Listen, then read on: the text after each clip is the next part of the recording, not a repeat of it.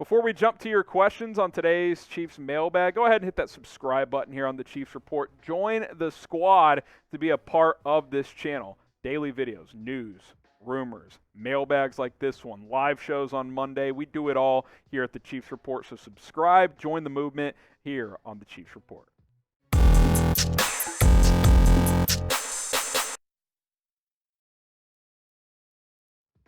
I'm your host, Harrison Graham. It is mailbag time, so use hashtag Chiefs or Super Chat. That way producer Trace can load up all of your questions, and we can answer as many of them as I can.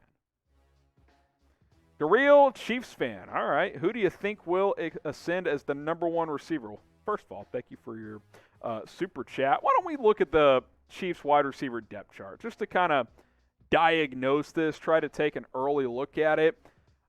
Obviously, if Travis Kelce, if you're not including him, because I fully expect him to be the top guy in terms of targets on offense, it's hard to say. I don't, and take this with a grain of salt, how I'm labeling these guys. I think 1 through 4 could go any which way. I don't think MVS is a number one, but maybe he's the most productive. Who knows? I think a fully healthy and engaged Juju has the most upside because he's done it before. He has a 1,400-yard season under his belt. That's why I've got him there. McCole Hardman, I don't think he's number one potential. I think he's more of a 2 or 3. Sky Moore, I think, could have that upside. If I had to guess, I'm going to say Juju or Sky Moore. That's what I'm going to guess. Sky Moore is a rookie, so that's asking a lot. I'll probably go with Juju, but let us know what you guys think. Who's going to be the number one receiver for the Chiefs, not including Travis Kelce? Almighty Goat asks, how about trading for Robert Quinn? A rumor's been out there for a while, Almighty Goat. Listen, I like Robert Quinn. I think he's a good player. He had 18.5 sacks last year. If the Chiefs got him, I'd be thrilled. I think that would be a really nice addition for this defense. Dale Webb Jr., trade Frank Clark. How about trade Frank Clark for Robert Quinn? Bears say no. But, listen, I'm not a big fan of Frank Clark, but if you do trade him, then you probably need 2 edge rushers. So keep that in mind. I would have cut him and addressed the position in a few other ways, but they restructured him. They decided to keep him. I don't think he's getting traded at this point. Mr. Mello, what is the most important position that the Chiefs should focus to improve on? Edge, defensive end. We talk about it every week here on this show. I'm surprised they haven't done more at that spot. I don't have a ton of confidence in the edge rushers on this defense, and I think it's an area you got to improve at. Got another super chat from Danielle. Appreciate it, my friend. Why are Chiefs fans saying AFC West is a cakewalk? I haven't really seen anybody who's saying that. I've seen people saying the Chiefs are still the team to beat, and I agree with that, but I would not say it's a cakewalk. I think it's the toughest division in football, and I'm not really sure it's that close. I mean, the Chargers are going to be better. Another here, Justin Herbert. They went out and signed, completely blanking, corner. Well, they traded for Khalil Mack. They also signed the corner from the Patriots, who I don't know why J.C. Jackson. Thank you, producer Trace. They got better. They brought back Mike Williams. Broncos got Russell Wilson. They're better. Raiders got Devontae Adams. They're better. At least on paper, these teams are all better. So, listen, it's going to be hard. It's not going to be easy. I still think the Chiefs are the team to beat, but it is not going to be a cakewalk. Wick Nasty, will Tyreek Hill ever play for the Chiefs again? That's an interesting question. So, you know what I find fascinating about the whole Tyreek situation is I get the vibes as he teases this podcast, yada, yada, yada. I get the vibes that he's like, man, I got my money, and I don't regret doing that. And he shouldn't, man. $120 million, $30 million a year. That's generation type of money. I don't blame him. I do think he'll miss the Chiefs, though, and I do think he's already missing it a little bit.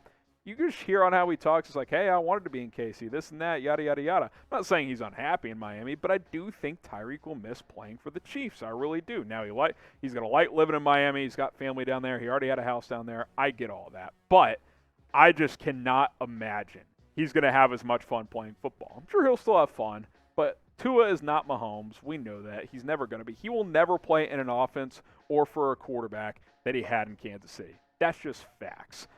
So I do think he's going to miss it a little bit, and, we'll see if he comes to regret it. I don't think he will because of money, but I do think maybe, after this contract runs out, he plays a couple years with the Chiefs then retires. Hey, I'd be up for it. Probably a lot less money then as well. Will Tyreek Hill miss catching passes from Patrick Mahomes? Type Y for yes, type in for no. We're going to find out. I definitely think it's a possibility. Jay with a question. Trade for Jessie Bates the third with him being franchise tagged and then drafting Daxton Hill. Yeah, they did draft Daxton Hill, so Bates could get moved. If you do that, you're going with Bates and Reed as your safeties. Maybe you send Juan Thornhill and a second for Jessie Bates. Okay, I could be intrigued. Brian Cook's your third safety. I'd consider that actually, Jay. I think that's pretty interesting. Dale Webb Jr. If KC signs another wide receiver, do they cut or trade Josh Gordon? You're not getting anything for him in a trade because not many teams want Gordon. I don't know if you'd necessarily cut him, at least at this point. You would at least go through training camp. Now, obviously, Gordon's got a bit of an uphill battle to get playing time and potentially even make the roster. I don't think it's a given he'll make the 53. Guys like Justin Ross, Cordell Powell, Dries Fountain, Justin Watson's having a nice OTAs period. Like, there's real competition beyond even those top four, and I think all four of those four guys are locks to make the team. So, he's going to have to prove a lot. He really, really is. Kevin Gonzalez says he wants a trade for Danielle Hunter. Sure.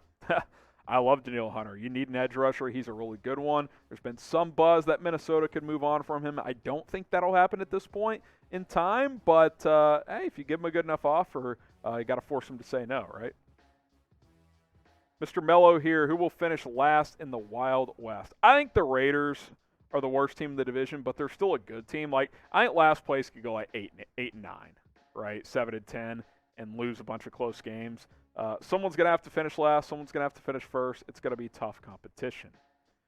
Now, we'll answer a couple more questions here in just a moment, but here's the deal, guys. Our main Chat Sports YouTube channel, youtube.com/chatsportstv, is almost at 300,000 subscribers. We feel good about 30,000 here at the Chiefs Report. Our main channel has 10x us. Hey, that's awesome because I do some videos over there, and this channel, the Chiefs Report, would not be possible with our main Chat Sports YouTube channel. If you want to stay up to date with the NFL, the NBA, college football, we have NBA Finals watch parties going on throughout this final series. YouTube.com/chatsportstv. And hey, if you subscribe, you could be the 300,000th subscriber. That'd be a pretty cool thing as we continue to grow here at Chat Sports.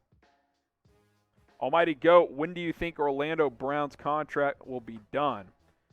I think it'll be done before July 1st.